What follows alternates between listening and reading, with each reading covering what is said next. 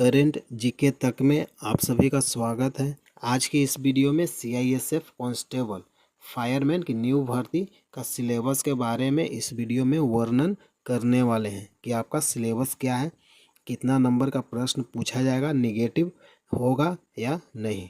तो चलिए वीडियो को शुरू करते हैं। सीआईएसएफ फायरमैन कांस्टेबल परीक्षा 2024 का ये आपका न्यू नोटिफिकेशन है। परीक्षा आपका लिखित परीक्षा लिया जाएगा जिसमें आपका ऑब्जेक्टिव रूप में प्रश्न होगा। टोटल प्रश्न 100 नंबर, 100 प्रश्न 100 नंबर का होगा। इस एग्ज़ाम में आपका निगेटिव मार्किंग नहीं होगा। अगर आप कोई भी क्वेश्चन गलत बनाते हैं तो उसके लिए आपका नंबर नहीं काटा जाएगा। यहाँ लिखा हुआ है गलत उत्तरों के लिए कोई नकारात्मक अंक नहीं होगा, निगेटिव मार्किंग नहीं है। टोटल आपका खाली पोस्ट 1130 है कांस्टेबल फायरमैन सीआईएसएफ के लिए। इस फॉर्म को भरने के लिए क्वालिफ़िकेशन 12वीं पास होना चाहिए। अगर आप सीआईएसएफ कांस्टेबल फायरमैन के लिए आप फॉर्म को अप्लाई करना चाहते हैं तो आपका क्वालिफ़िकेशन 12वीं पास होना चाहिए और उम्र 18 वर्ष होना चाहिए, तब आप इस फॉर्म को फिल कर पाएंगे।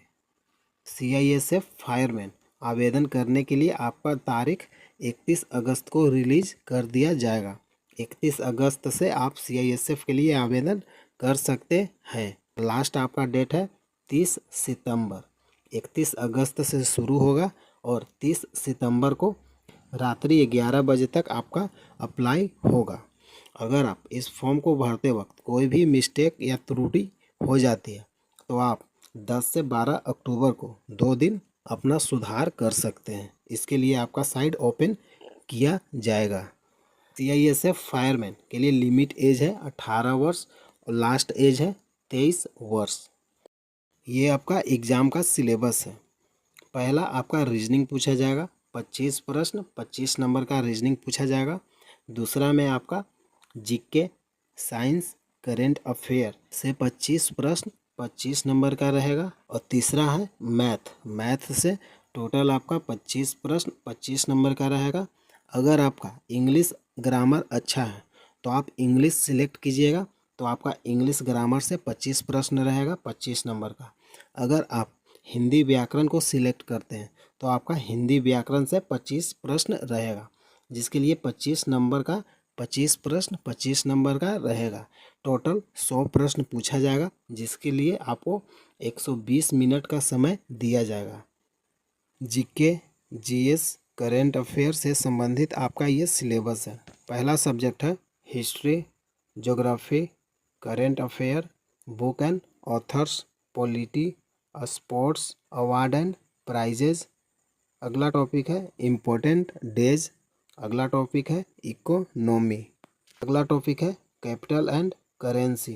अगला टॉपिक है इन्वेंशंस और discovery. GK GS current affair से संबंधित यही आपका टॉपिक है जिससे प्रश्न आपका पूछा जाएगा। ये आपका मैथ से सिलेबस है। पहला टॉपिक है एवरेज। अगला टॉपिक है परसेंटेज। अगला टॉपिक है प्रॉफिट एंड लॉस। अगला टॉपिक है रेशियो एंड प्रोपोर्शन। अगला टॉपिक है नंबर सिस्टम। अगला टॉपिक है टाइम एंड डिस्टेंस। अगला टॉपिक है एचसीएफ एंड एलसीएम। अगला टॉपिक है सिंप्लीफिकेशन। अगला टॉपिक है टाइम एंड वर्क। अगला टॉपिक है सिंपल इंटरेस्ट और कंपाउंड इंटरेस्ट। सीआई और एसआई से संबंधित प्रश्न पूछा जाएगा। अगला टॉपिक है मेंसुरेशन। अगला टॉपिक है मिसलिनियस से प्रश्न पूछा जाएगा। मैथ के लिए आपका इतना ही इम्पोर्टेंट टॉपिक है जिससे आपका प्रश्न पूछा जाएगा। ये आपका रीजनिंग से संबंधित आपका इम्पोर्टेंट टॉपिक है। पहला टॉपिक है एनालॉगी। अगला टॉपिक है नंबर सीरीज। अगला टॉपिक है वर्बल एंड फिगर क्लासिफिकेशन। अगला टॉपिक है सिमिलरिटीज एंड डिफरेंशिएंसेज। अगला टॉपिक है सेलोलिज्म। अगला टॉपिक है कोडिंग एंड डिकोडिंग। अगला टॉपिक है रिलेशनशिप। अगला टॉपिक है डायरेक्शन। अगला टॉपिक है पैटर्न। अगला टॉपिक है नॉन वर्बल सीरीज। अगला टॉपिक है अल्फ़ाबेट सीरीज। रीजनिंग से संबंधित आपका यही इम्पोर्टेंट टॉपिक है जिससे आपका प्रश्न एग्जाम में देखने को मिलेगा। ये आपका जनरल इंग्लिश और जनरल हिंदी से संबंधित आपका इम्पोर्टेंट टॉपिक है। अगर आप जनरल इंग्लिश को सिलेक्ट करते हैं तो सारा प्रश्न इंग्लिश में दिखेगा। अगर आप जनरल हिंदी यानी हिंदी व्याकरण को सिलेक्ट करते हैं तो वही प्रश्न हिंदी में कन्वर्ट होकर आपसे पूछा जाएगा। पहला टॉपिक है स्पेलिंग करेक्शन। अगला टॉपिक है वन वर्ड सब्स्टिट्यूशन। अगला टॉपिक है सेंटेंस इम्प्रूवमेंट। अगला टॉपिक है कंप्रीहेंशन और पैसेज। अगला टॉपिक है वर्ब एंड एडवर्ब। अगला टॉपिक है इडियम्स एंड फ्रेजेस। अगला टॉपिक है एंटोनिम्स एंड साइनोनिम्स। अगला टॉपिक है वोकैबुलरी। अगला टॉपिक है fill in the blanks. General English and Hindi व्याकरण से संबंधित यही आपका इम्पोर्टेंट टॉपिक है जिससे प्रश्न आपका एग्जाम में पूछा जाता है। हिंदी व्याकरण का ये आपका सिलेबस है। पहला टॉपिक है समास। अगला टॉपिक है लिंग। अगला टॉपिक है गद्यांश आधारित प्रश्न। अगला टॉपिक है तत्सम तद्भव। अगला टॉपिक है पर्यायवाची। अगला टॉपिक है वचन। अगला टॉपिक है कर्म कारक। अगला टॉपिक है अलंकार। अगला टॉपिक है अनेकार्थी वाक्य। अगला टॉपिक है मुहावरे और लोकोक्तियाँ।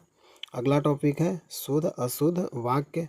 अगला टॉपिक है संधि विच्छेद। अगला टॉपिक है एक शब्द के लिए वाक्यांश। हेलो फ्रेंड, अगर वीडियो अच्छा लगा है लाइक कीजिए, चैनल को सब्सक्राइब कीजिए। जय हिंद, जय भारत।